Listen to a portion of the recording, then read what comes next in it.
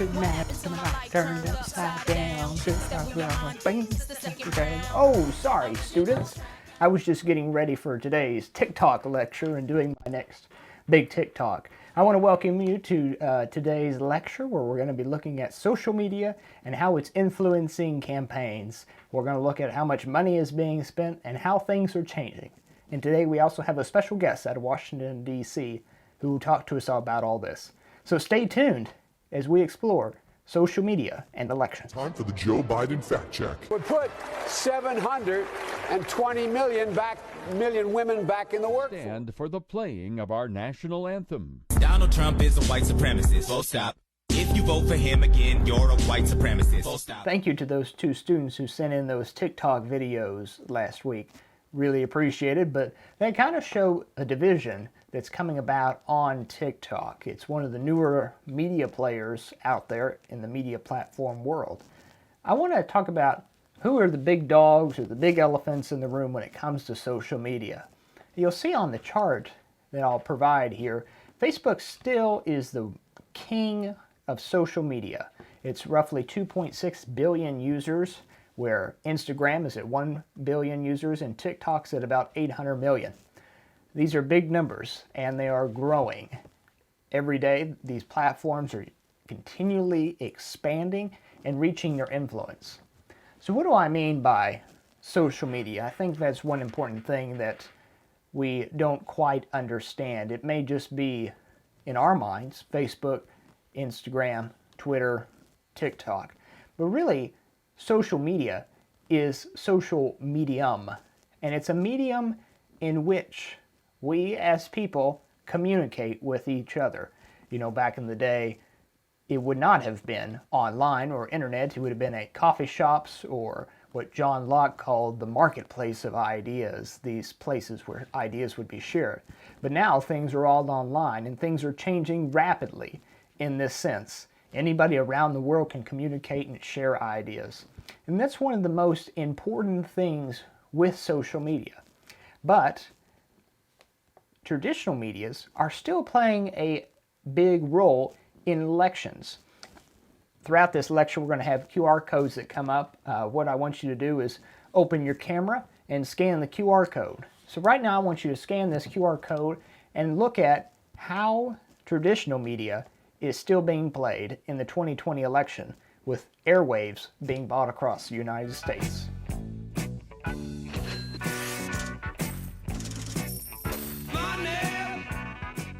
So we see that the traditional media is still playing a massive role within the United States.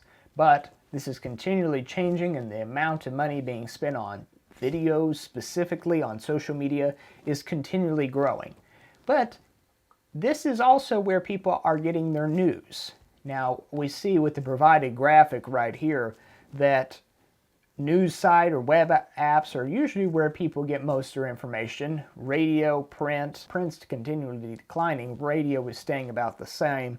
But social media has an interesting aspect of it. Those with low political knowledge often get most of their news from social media. So what are we getting on social media? Hark back to those TikTok videos. Did we learn anything from them? Or are they emotional-based things? That's something we have to watch out for when social media starts playing in the elections, because votes can influence elections, and elections influence policy later on. But is social media directing us in the best way? Those are some of the biggest questions we have.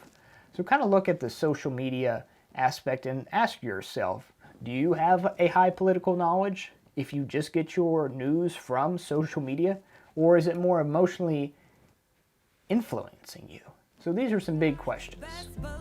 We'll still take a knee while you're commander-in-chief. Honestly, if I did the things you do, I couldn't sleep. Seriously, do you? Joining us live this morning from New York. Hey, good morning. Wake up. Yes, Wake up, wake I can't up. hear anything. Okay. This is your wake-up call, Harry. When they say, well, this is fact-checked, It's wrong because it's taken out of context. Like when Joe Biden fell asleep during a live interview on television. Claimed that he fell asleep. I think that was an edited one, right? I didn't think it was. It looked pretty live to me with no cuts in it. Did you think I wouldn't hear all the things you said about me? This is why we can't have nice things. So there's one thing in common when it comes to all of these videos and social media posts. They're all fake. Things can be doctored in ways that make it look exactly like the real thing, but as you saw from the Biden sleeping video, it is 100% doctored fake post. So that's things we have to watch out for and make sure our news is coming from credible sources. We have QAnon, which is a group that the FBI is really looking at right now as a domestic terrorist organization that is spreading fake news and trying to disseminate fake information with our elections. So there's a lot of groups out there that we really have to watch out for. You a Facebook user? I use Facebook, yes. Yeah? What sort of pages do you follow on there? Anybody that agrees with me. One thing we need to be careful about is echo chambers, as you saw from the video. Now, whatever side you're on, you have to make sure that you're getting information from both sides and making sure that you're fact-checking everything that you see on social media, because it's so easy for people to be posting and sharing things on social media. We see the conservatives often are the ones who share fake news the most, while liberals do not as much. However, this is kind of interesting in the native advertising world, which you'll hear about in a lecture coming up. But it's also important to know that social media does do good, and many local officials and others use social media as a way to communicate with their constituents. This is very important as it's a very cost-effective way to disseminate information about a campaign and kind of the issues that a candidate focuses on. So it can be used for good. Now, we have Sasha Gilthorpe here from Bully Pulpit Interactive, which is a national advertising agency. It has worked on many national campaigns, and currently she does some work with some PACs. So she brings a great perspective to the advertising and social media world and kind of some things that are coming about. Well, good afternoon, Sasha. I want to thank you for joining me today. So Sasha is a senior associate at Bully Pulpit Interactive, so brought her in today to kind of talk about social media and campaigns. So Sasha, tell me just a little bit about your work and kind of what you do at Bully Pulpit. Absolutely. I've been at Bully Pulpit for 3.5 years, and what we do there as an agency is we use communication to change hearts and change minds. But really, when it comes down to it, our bread and butter is digital, and our bread and butter is politics. We were the agency that did the Obama 2012 reelect. We did the Hillary 2016 campaign, and we've done a lot of different stuff in between. And so we are the most passionate about social media, advertising online, meeting people where they are, and using all of the tools available to us to meet voters and consumers. Well, that's amazing. So how long have you been there at the agency? I've been there about 3.5 years, and in that time, most of my work has been super PACs. So what I do is I take the really expansive and flexible budgets of these organizations whose goals are pretty diverse. Some of them just say, I want to elect XYZ person to be the president. Some want to focus on very specific audiences. Others have very specific races that they're really invested in. And what we do is we take those budgets and we find the most efficient and the most effective ways to use it. And it can be really exciting. It's definitely different than my colleagues and friends who work in more traditional campaigns, and I do have some experience in the actual campaign world, but I really enjoy the super PAC work because it comes with a ton of flexibility and opportunity, and I have a great time. I am not bored yet. Well, that's amazing. That's amazing. I bet it's so kind of what are some of the tools you all use on the back end? Because I know your agency kind of promotes some of these tools that really get to specific voters, and you mentioned it, like getting to specific voters and using every dollar wisely. Yeah. What are some of those things you work with? That's a great question. I think one of the things that people are most familiar with, but can be sort of, it feels a little weird to explain, is we do one-to-one matching of a lot of voters when we do advertising. So we will have a list of people that we believe are going to be persuaded by our ads, and we want to make sure that those people are the people that see them, because we think that they're the people who are going to change their mind, change their vote, and get out there and do what we need them to do. So there are some, but an increasingly limited number of platforms that will allow us to do that. And then on top of that, we use a bunch of demographic and not psychographic information, because that's really something that just is impossible to tell, but we use a bunch of demographic information about people, geographic information, to figure out where the people are who we want to be speaking to. So maybe there is a zip code of people where we're like, that place has a lot of people who we are pretty sure are going to change their mind, and so we want to be targeting people just in that little zip code. Or we know that women 25 to 35 are really a mixed bag this year, when usually we would expect them to all be going one way. So maybe in this state, we should only be talking to women 25 to 35. And so we have a bunch of tools available to us through different advertising platforms that allow us to target those individuals and speak to them over time. The most important thing that we do is we never do anything just one way. Any campaign that is only speaking to people through one-to-one matching, through the geographic targeting, through just one type of platform, like if you're only speaking to somebody on Hulu, that is just not effective. Our goal is to really be a surround sound experience for voters, so that way they can learn more about these candidates, learn more about their options, and change their mind. Most people don't only spend their time on the internet in one place, so it's important that we're everywhere too. Yeah, because I mean, it takes multiple times for somebody just to see your message and kind of like comprehend it. Exactly. We have been able to do some research that tells us that most voters don't even really have message retention until they've seen an ad 7 times. So if you imagine, it doesn't have to be a political ad. It could be an insurance ad. I know most of my ads these days are car insurance. I don't even own a car, but around the 7th time I see it, I start to say like, oh, I know what they're going to say next. So what are some of the platforms that are kind of have changed since the 2016 and maybe the 2012 as time has progressed? Yeah, absolutely. I think one of the biggest changes that we've seen since 2016, 2018 is the number of limitations that platforms are offering in response to some of the things that we learned about the Donald Trump campaign after 2016. We learned a lot about Cambridge Analytica, which is a story I think a lot of people will be familiar with. And so many platforms have reduced the number of political ads they will run, or the types of political ads they will run. And many ads have reduced many platforms have reduced their targeting options. It used to be possible on Facebook that you could target people by their race, you could target people by their income, and all sorts of things that have just suddenly disappeared from the platform. Spotify used to run political ads. So if you were not a premium user, you would be hearing things from candidates or super PACs or anybody in between. They won't allow it anymore, but Pandora will.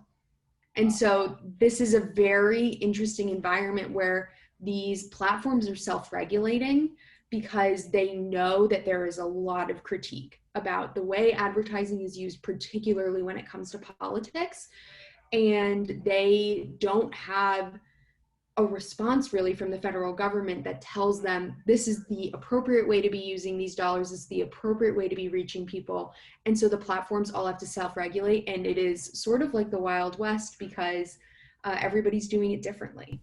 Yeah, and those advertising dollars, I mean, I don't know how much your agency goes through, but I mean, there's millions and millions of dollars. Yeah. And our agency we definitely are, I would say, prominent, but we aren't huge by any means. I think in 2018, which is a midterm election, so definitely a different budget level, my recollection is that we did $110 million in political advertising, which was a lot. But this year, I think we will see large increases. And yeah, I mean, if you just think about all of the dollars that Senate candidates have raised this year, you know, the people are trying to find a place to spend that money to reach their voters. And there's a lot of opportunity there. On the flip side of the advertising conversation about all of these platforms really adopting self-regulation, there has been very limited self-regulation of organic content on social media. In general, we see that Republicans have a much more dynamic organic social presence that reaches far more people than Democrats have. I shared with you something from the Center for American Progress, and within that Medium post, you'll find different charts about different pages' organic Facebook reach. This is where the truth don't lie. You'll find out who your friends are. Somebody's gonna drop everything, run out and break up. And we see overwhelmingly that these Republican organizations really have dedicated social media users who see all of their posts, they share all of their posts. And for a variety of reasons, Democratic pages do not have that kind of reach. They do not have that kind of dedication. And so Democrats rely much more on the paid advertising on social media or otherwise to reach their voters in a way that Republicans don't. So a criticism that you will hear from a lot of Democratic operatives is that the advertising regulations are fair in many ways, but they aren't effective because they aren't the whole story. And by focusing solely on the advertising, you're really limiting Democratic opportunities, where if you were to take those regulations and focus both on organic and on paid, it would be truly fair. So define organic advertisement. We both understand that being in the advertising world. Yeah. What is organic and versus a paid advertisement in that sense? Yeah, absolutely. I think the best way to explain this for me is to think about, like, what could I do just like as a person hanging out in my personal phone versus what do I need money to put behind. So when I post on Facebook as myself and I say, oh, going to the beach today, whatever, Sasha, that's an organic post. And most organizations have some sort of organic social presence, meaning people find them, they click follow, they see them, they populate in their feed solely because you have opted in to seeing it.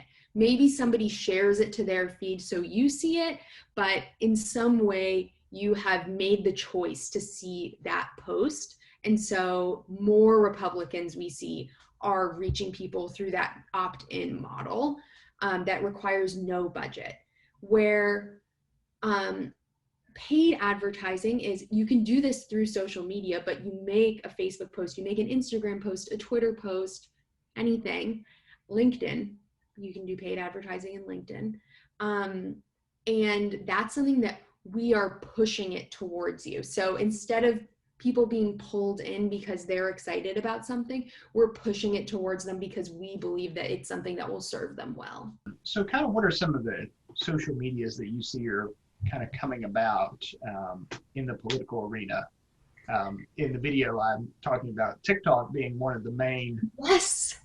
I wrote a blog for work about TikTok and how excited I was that marketers were going to be there. So I'm really, really passionate about TikTok. I'm really passionate about these emerging platforms.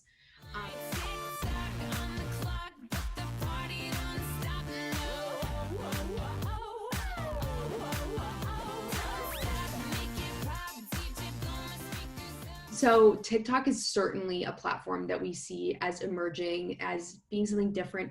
Instagram has really gone through a huge, huge change in the last few years.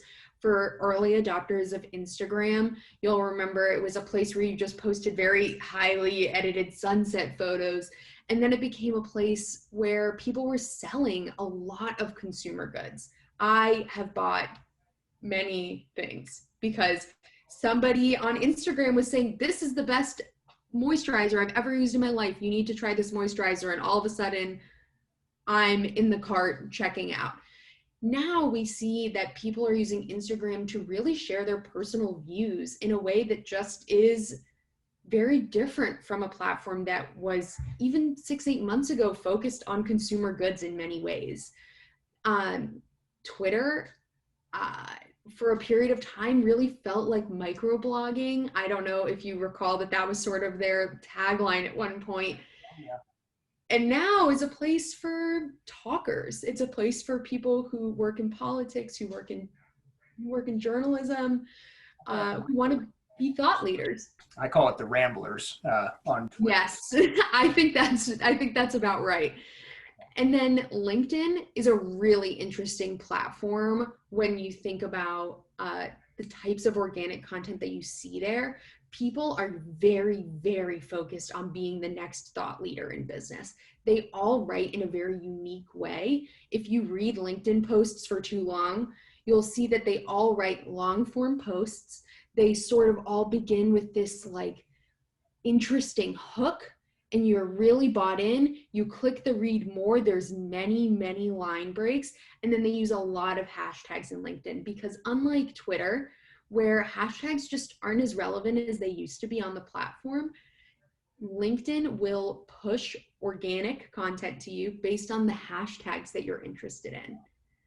LinkedIn is one of the last places on the internet where you will be seeing posts from people you don't follow, you don't know who they are, you're not even sure that your friends know who they are, but that LinkedIn is pushing you that organic content because they're saying, we know that you want to read this. It's a very, very interesting platform. You wonder if that will be taken back by some of these other big platforms.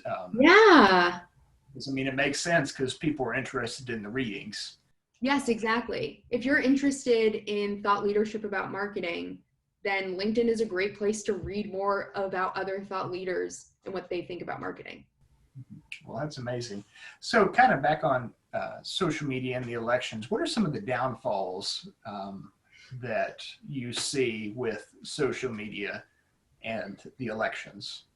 There are so many. One of the main downfalls that we see is just a rise in extreme misinformation. It's really, really hard for these platforms to really understand what the best course forward is in handling misinformation on their platforms. We see that all of them are taking slightly different approaches, but it does make for a dangerous environment for people. It is very easy to be influenced by a platform that you spend so much time on. And if anybody thinks, no, I cannot be influenced by these platforms, I'd really encourage you to go look at your screen time and tell me that it is impossible for you to be influenced by a platform that you're spending 1 to 5 hours a day on for some people.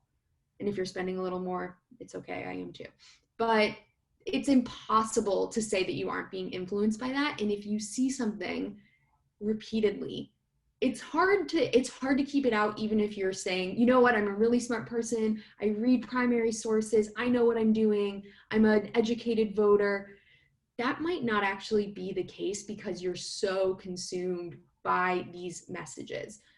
Another downside of social media can be that the platform's algorithms don't always prioritize content that is educational and necessary for you to see as a voter, as a constituent, as an American. The things that people really like on the internet can be videos of people dancing on TikTok. They can be beautiful sunset photos that maybe aren't as edited as I just described the old Instagram to be. They won't always be a really tough to read, complicated story about immigration or healthcare and the ups and downsides of that. These platforms favor things that are easy to understand, that carry a very specific message, and that really grabs people and makes them feel really emotional, when in reality, a lot of the topics that we all need to learn more about are complicated, they're really messy, and that's just not something that is easy to break through on social media. And, you know, page owners, people who are responsible for writing that content, see that that plays out all the time. I manage a page where if I post something for this, I'll refer to them as a principal, meaning the person who I'm posting on behalf of. If this principal posts something like, I'm so excited to be with my family today, and they post a really emotional something about how much they love their family and they love living where they live and everything like that, that post might totally blow up. But if I post something like, you know, we really need to be talking about these 3 issues, these are the budgets that are associated with it, this is the change that it can make, it won't reach as many people because people just aren't interested in seeing it. And so unfortunately, it does create these sort of echo chambers where people are only seeing the content that they're interested in. And I don't only mean that from a partisan perspective, and although I'm sure that's something that you'll be speaking to your students about, it can also be the types of information you're interested in seeing. You might only be interested in memes about Bernie Sanders, and you aren't learning more about the budget ramifications of his policy. No matter how much he's posting about it, you might never see it, even if you are a Bernie Sanders supporter. All the algorithms and what they push your way. And yes, and it can be a really great place to be when you're enjoying your internet experience. And it also means that then you need to be looking for that information elsewhere because it cannot be the full story. Well, perfect. Well, thanks so much, Sasha, for joining us today, and thoroughly enjoyed this. And is there anything else you would like to add before we wrap up here? I think one thing that just has really been sticking out to me is the way that politicians are influenced by social media. And I have 2 examples that I just wanted to share quickly. One way is that when there is a social movement around a topic, people will go to their politicians on social media to ask them about it. So I'm sure that if you were to speak to any person who's responsible for a social media page for a Democrat in the last 4 years, they will get questions on that social media page. Do you support Medicare for all? And that's a direct influence from social media. So people have to have a response to that, whether it's yes, no, sort of. People need to know that they're ready for that. They have to be ready for that question. And then on the other hand, you see that many politicians are influenced by social media because they know that it's an important way to reach their voters. And so just this week, we saw that Alexandria Ocasio-Cortez was using Twitch to reach people and make sure that they were ready to vote. And so you see this on both sides where voters are using social media to influence their politicians and politicians are using social media to influence their voters. It's a really exciting environment, and I hope your students get a kick out of it. Well, perfect. Well, thanks so much. Yeah, that is very interesting. Yeah. I learned some things today. So yeah, I just want to thank you so much, Sasha, for joining us today. Absolutely. Have a good one. Thank you, Sasha, for joining us today. I hope you enjoyed that and as much as I did. So, how does social media play a role in elections? If you scan many of the QR codes and listen to the lecture, you should be able to get a pretty good idea of how social media has played a role in elections. And then ask yourself, do online advertisements bring attention to issues? I want to show what Facebook thinks of my interest and pushes certain things my way. You can see what candidates it pushes and what values it kind of pushes on me as a person. So these platforms are appealing to certain demographics, and they know your demographics, and advertisers are after that, and so are political candidates. So I hope you've gotten an overview of how social media plays a role in elections. And remember, always do good when you're on social media.